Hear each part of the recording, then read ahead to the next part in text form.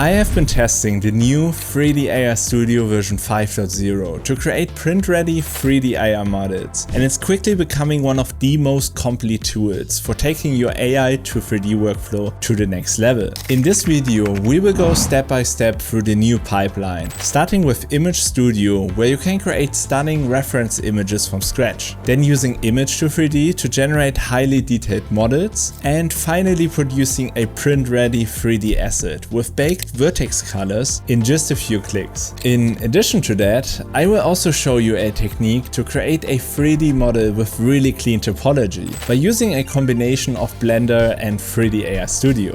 Having said that, let's dive right into it.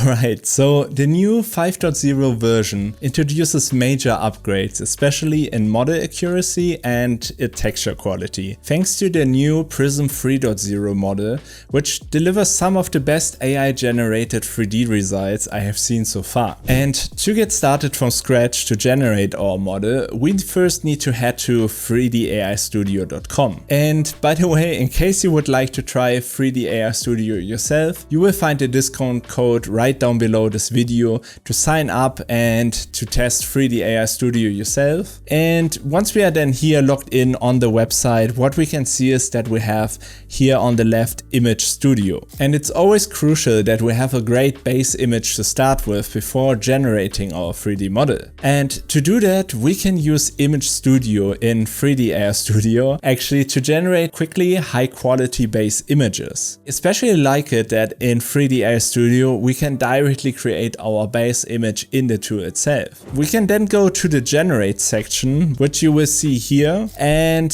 then you can choose between different image models. And my personal favorite is here Flux Pro. You can of course also use Image Gen 3 or Flux Dev or Character Forge, so whatever you like basically, but I prefer Flux Pro, so I will just click on it and then we are directly into the prompt field where we can then generate our base image that we can then later use for 3D printing. And then we can directly type in our prompt once we are here in the window. And what we will do is remove this text here first. And I prepared a prompt already, which is a highly detailed bloater creature from The Last of Us, because I really love the series so far. And we have grotesque fungal growth, bulky mutated humanoid form, etc, etc. And I just made sure that we have like highly detailed in here, because this is one of the keywords I always use to get great 3D models from it. And this is then actually what I'm using most of the times. I also introduced something like ZBrush style sculpt here and matte lighting and no background, so that we have kind of a background that is not distracting and we have our 3D model in the front. And what we're gonna do then is simply click here on generate to start the generation. And you can see that we then get our first result, and we can then keep generating until we find a good creature that we like kind of, and you can do that as many times as you want. You will always see your credits, by the way, here on the bottom, and you will see then your total credits here on the left top. And then after some trying, I came up then with this image here, and once you're then happy with your image, what you can do is then clicking on edit image, and we can do this by, I'm here in the dashboard already because I created this image already up front, but what I can do is then go here to load into Image Studio. For you it will look the same when you click here on the bottom, and then we can go, for example, here to edit then our image, and you can choose then here between different modes again. I can also quickly show you that when I go here into detail and download this image first, then going back to Image Studio, then to edit, and then you will also see here in detail what each generator can do. Most of them are just that you can, for example, turn your 3D character into a T-pose, or you can use it for very specific edits on your image if you want to have something changed. And you can then choose, for example, one of them, and then you will end up here in a text field again. You can then upload here your image. And this is of course especially useful when you want to have details or specific details changed. Otherwise, you can of course also leave it as it is, and I will leave it as it is because I really like the base image already. It's in a great pose also later for printing, for example, and I wanted to keep it that way, but I just wanted to show you this feature because it's really useful, of course, that you have plenty of options to edit your image here. What I always like to do is to upscale my image for best texture and model results, and to do that is that we are again in the Image Studio section, and then what we can do is go here to Utilities, and then we can click, for example, here on Upscale. And I will choose here Upscale Clarity because this preserves most of the detail that we have in our image and simply will upscale it so we have more details later on. And we can do that by click to use. Then we will upload here our new image, which is this one in my case. And then I will go here again on Run, and then it will create for us instantly a higher quality image that we can then use for our next step, which is then actually the image to 3D mode. And once done, as you can see, we have then here very high resolution on our base image, which is of course great because now we can then directly go ahead to image to 3D. And to do that is that we simply click here on load into image to 3D, because now comes the time to generate our 3D model. And you can see here already that we have Prism selected, and I'm choosing here Prism 3.0 because it has given me so far the best results from all models I tried in 3DAIstudio. So I can highly recommend you to check out this model. And we do also have a bunch of other models here when we click on it, and then you can see we have, for example, also Forge 2 Gen here, which is great for hard surface objects, but for this video we will stick with Prism 3.0. Otherwise, of course, always feel free to check out the other models, but we will stick for now with Prism 3.0. And to get the best quality possible, we will first change the settings here, and I will choose here first for texture quality, we will go to detailed, and also for geometry detail to really get the highest quality possible. We could also change here for advanced settings, but this is most of the times not really necessary, but just to keep in mind that you can also further adjust your model here in case the output is not satisfying or something like this. And once we have set that, then only thing we really need to do is then again go here to generate 3D model, and then we can take in a second a look at the result. Alright, amazing. And once generated, as you can see, we get then this really highly detailed 3D model over here from one go, and we can also check then our model when we increase the roughness, for example, to have a better view of it.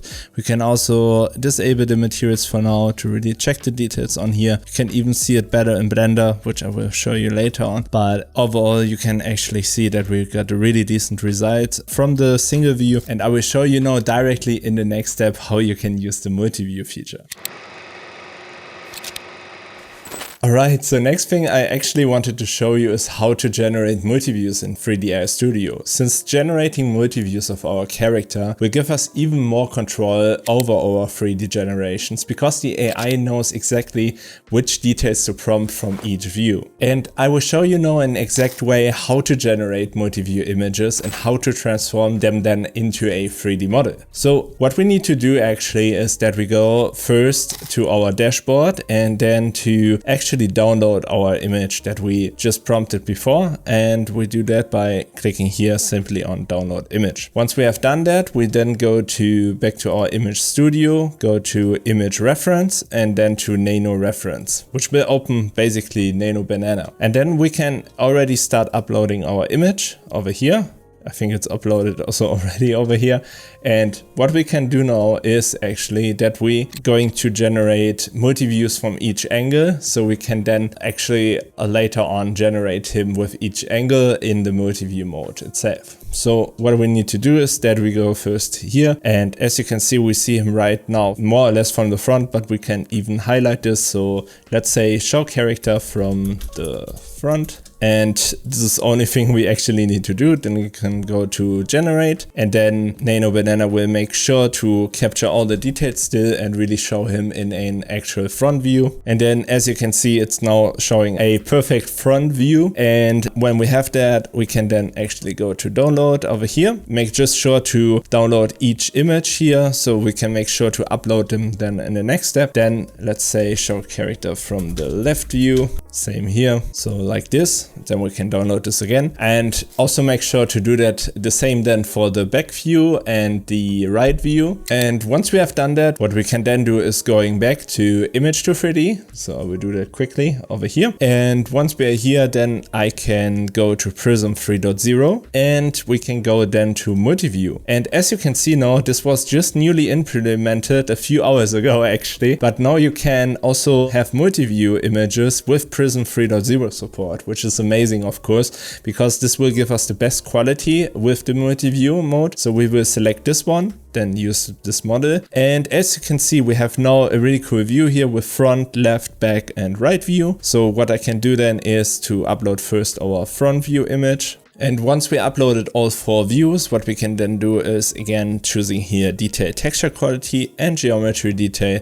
And this is all we need to do basically. And then we can go to generate model again and then see what we get. All right, and once the generation is done, as you can see, we get a very solid result with each view angle, and actually also on his face, we have a lot of detail from it. And from each view, we have now this very high detail here, as you can see.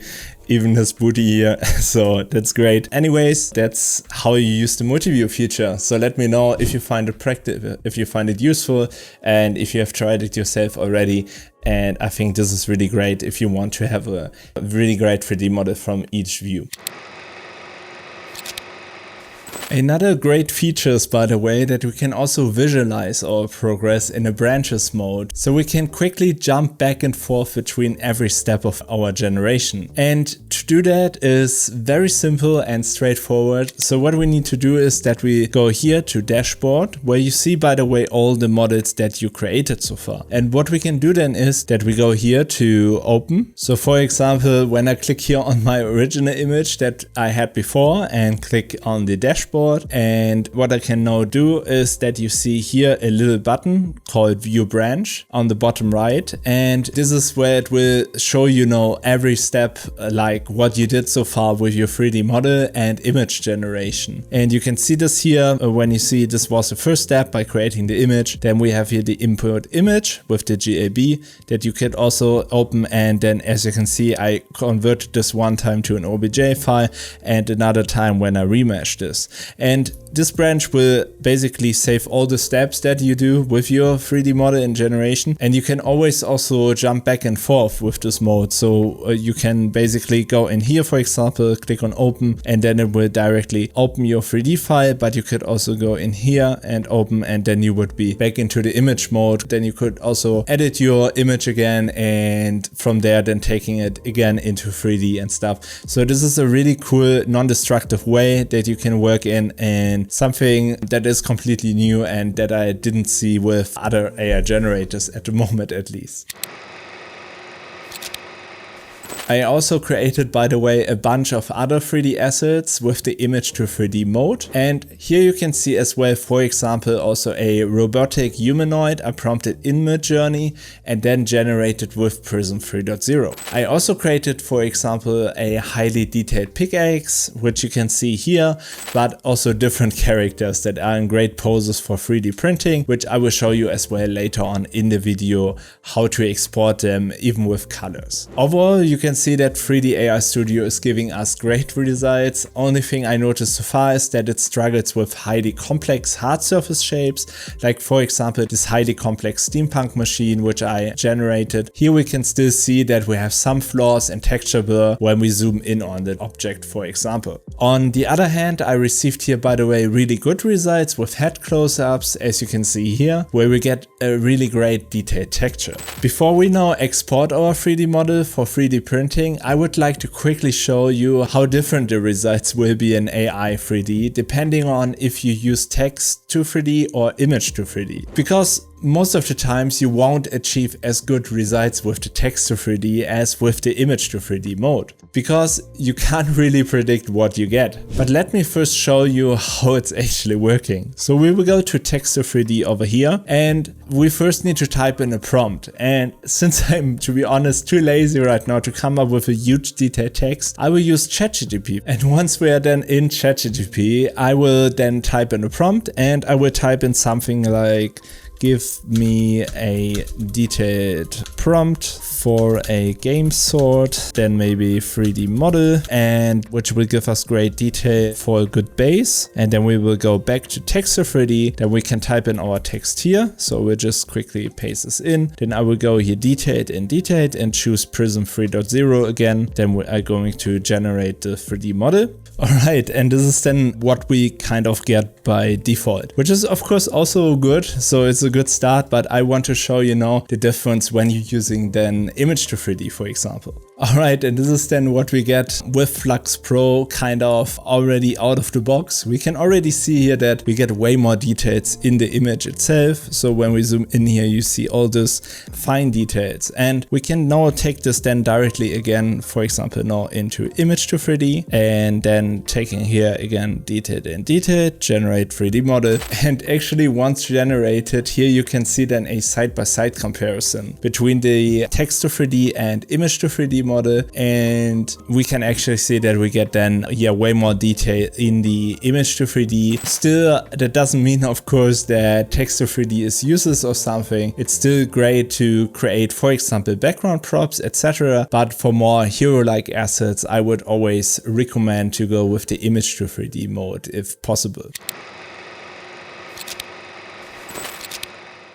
So far, it has always been difficult to import your 3D AR model into your 3D printing software with colors. 3DAIstudio has made this really easy. So what do we need to do this? And I will show you step by step is of course to generate our 3D model first. I did that already with the example we had before with our character over here. This might take a little while. And then as you can see here, this is our generated character from before. And to actually know to make it print ready, what we need to do is that we go first here to vertex colors over here. And then you can already see that we have here this option to paint on the color palette in case we would like to have some colors changed for the 3D print itself. But otherwise we can already go ahead now with then downloading the OBJ, and then it will apply all the vertex colors onto the mesh and export it. As you can see here, prepare your model for 3D printing by applying vertex colors before export. And what we can do now is that we go, for example, to Bamboo Studio to check our result really quick, and if it worked with all the colors exported and everything. And once we are then here on our Bamboo Studio interface, what we can do then, for example, is then going here to File, Import, and then we can see here this Import OBJ option. Then we're going to our download folder and then to model. Then we can directly import it into here. And as you can see, we then already see that we have all.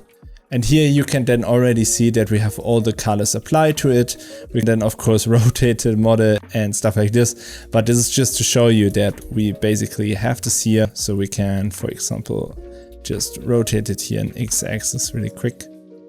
In the X-axis, so let's say something like this. And then as you can see, we have here our ready model with all the colors applied, which is really cool. And then you can go ahead and 3D print it. We even can add a base underneath our 3D model in case we would like to do this as an optional thing. What we can do then is that we go here to add base on the bottom left and on the bottom left. And what you can do then is here, for example, choosing the cracked stone, and then as you can see, the base will directly be added underneath your 3D model, and then you can take this one and then directly download your GLB file here, and then it will get exported with the base. Of course, you could also do settings and stuff. Just a cool little gimmick in case you would like to print your 3D model with a base underneath.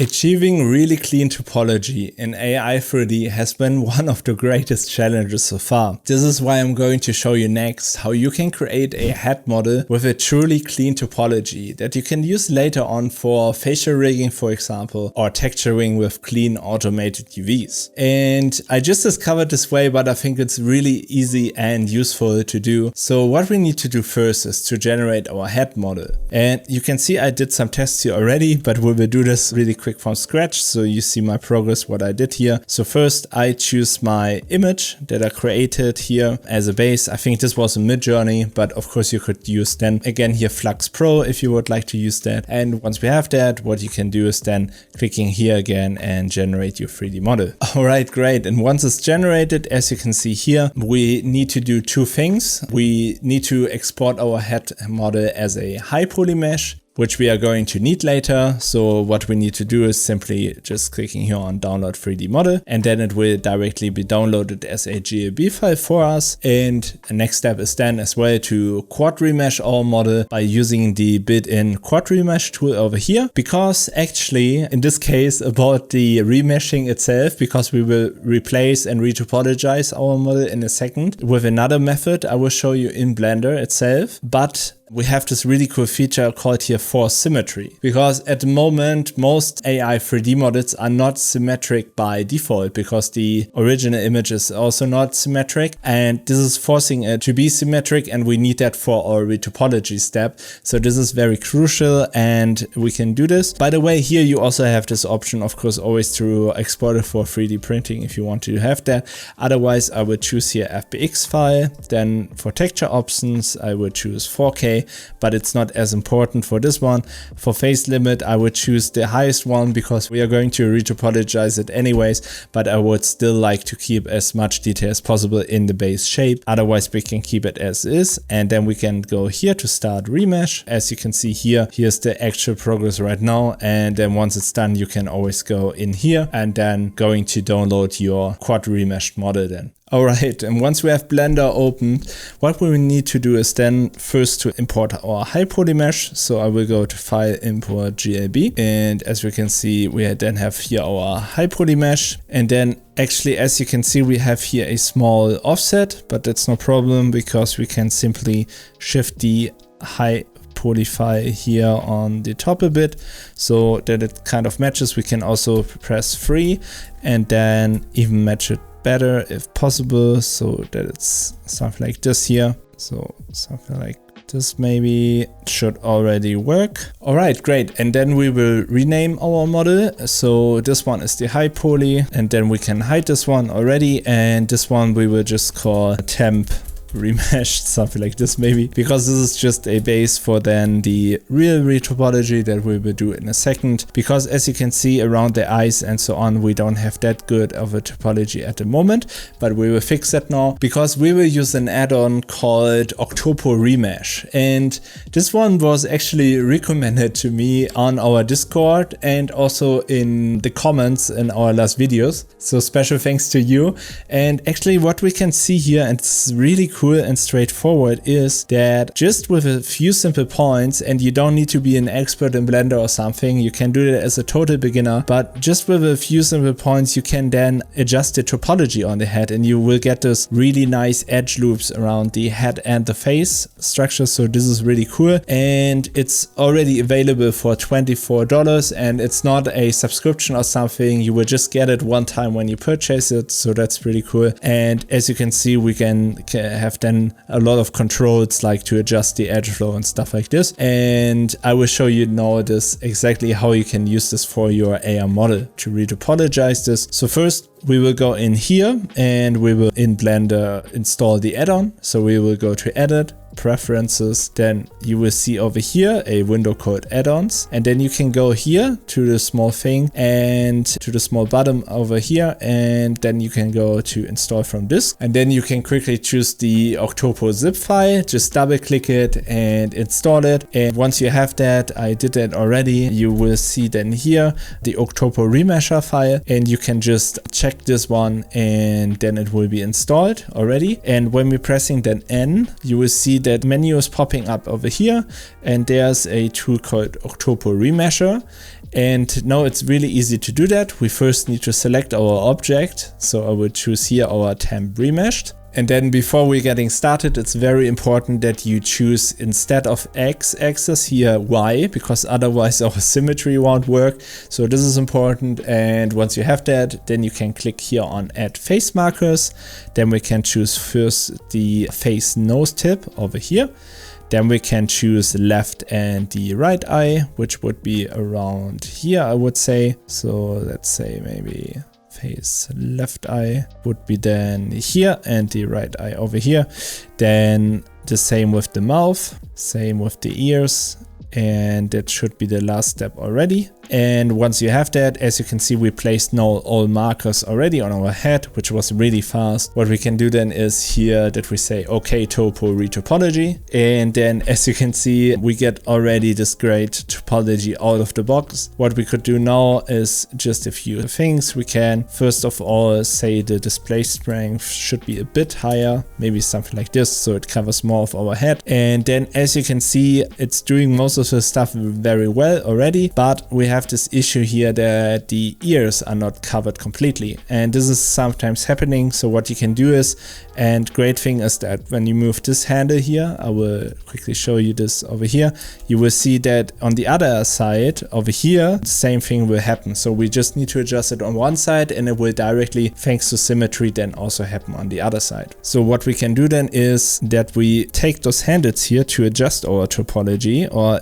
at least to move the edge loops a bit closer to the shape around here. So we quickly do this. And great thing is that it's most of the times only happening around the ear area, and otherwise this is already working then quite well out of the box. So we'll just move those things and adjust it a bit. It's always just like clicking on it with left click and then moving it with G actually to adjust that. Same around the eyes here. What we could do is going back to 3 and then also adjusting the edge loops here a bit, but I think they fit quite well already. All right, and once we have that, what we can do is then first apply our mesh. So what we still can do is, as a last step, to drag those handles here down, so that it's matching a bit more with the shape of the neck. And one more thing I always like to do for a head model like this one is that we increase the subdivision a bit. So to like 2, for example, and then you can already see very good like the shape and topology and everything that we see over here. So let's quickly adjust that a bit more. And then once we have that and we are happy with what we are having right now, what we can do is then go to finalize mesh. And then as you can see, we then have here temporary meshed OK topo remesh. We can also hide then our old shape. And as you can see, we get then this model here with a really clean topology. And the best thing is as well, also the ears are working, as you can see here, quite well now. And the best thing is that when we go to our UV editor and just view it, and then as you can see, we get already this really nice clean UV wrap result that we can then use for texturing in a second to retexture our head. One more thing, what you obviously notice here is here that we don't have eyes anymore. So what we can do quickly is hitting Shift A, going to mesh, and then choosing here, for example, an icosphere or UV sphere. Let's go with the UV sphere for this one. Then we can scale this down. Then we're going back into our front view with pressing 3 on the numpad. Then I will go and make this smaller here, and then I can rotate now my sphere. Once I'm here, let's also go into the transparent mode, and then we can just squeeze the eye a bit, but maybe not in this direction. It needs to be in the other one, like this, to scale it in the x-axis. Then we can rotate it in Y 90 degrees, so like this. Then maybe it's still a bit large. So this is just a thing of, you know, very small modeling tweaks kind of to see what is working for it, you know, that we get then our eye shape in here and that it's kind of looking okayish. And for eyes, it's always the thing that they need to be placed kind of inside the eye socket anatomically wise.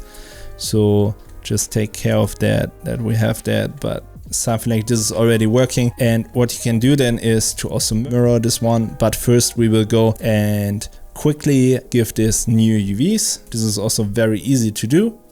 So you will just in here, then we're going into edge mode, then we're choosing one edge over here, for example, because then we can't see the UV seam at all. And what we then do is that we saying here right click and then mark seam. And only thing we really need to do then is to select shell over here and then select everything and then go here unwrap. with right mouse button and then unwrap. And then we can just simply move this over here, just scale it a bit with S. And what we can then do is simply going Shift and D and then move our eye over here, that we also have it over here. And then only thing we need to do is then select in edit mode again our UVs over here and just shift it over. And then once we select all of them, one last thing we can do before that is that I'm just extruding the line that we have over here inside, so we don't have this gap here anymore. And then what we can do is also enabling here symmetry, and then we can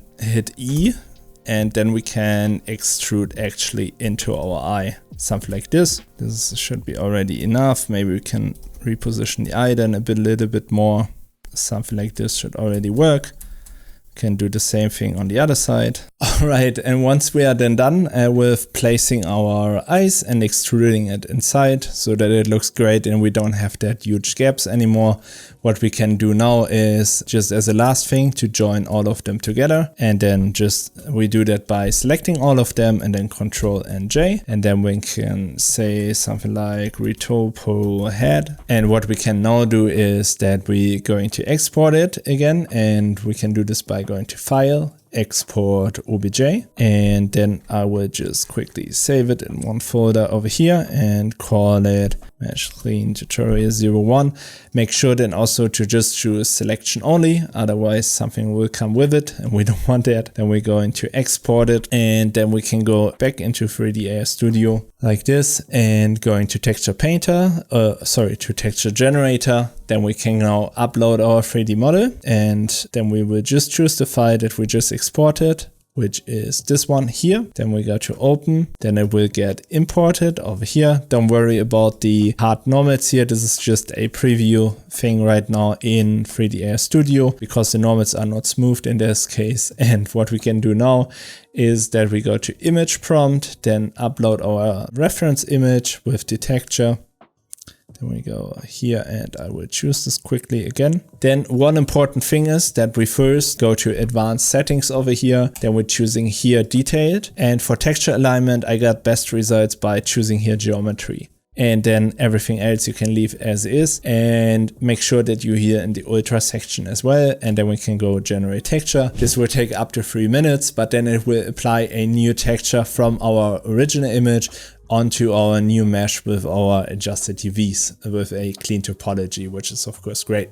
Okay, great. And once our model is then retextured, what we can do then, for example, is to just download our model. Then we can do this directly over here and then click on download. Then as you can see here, we have then our new model with the new topology. And when we go now to texture mode, as you can see, we then have the new texture applied onto the mesh and with our new texture applied onto it as well. So we can look at the result, and I think this is pretty cool because now we have actually a workable mesh with a clean topology with a clean wireframe and clean UVs. So that is pretty cool. By the way, while we were editing this video, they just released yet another update and added Neon 3D 3.0. Here you can see some great results of the model, so definitely make sure to also check it out yourself. And yeah, let me know what you think. In case you have liked this video, make sure to join my free newsletter FutureFrames to stay up to date in the AI 3D world, and see you on the next one.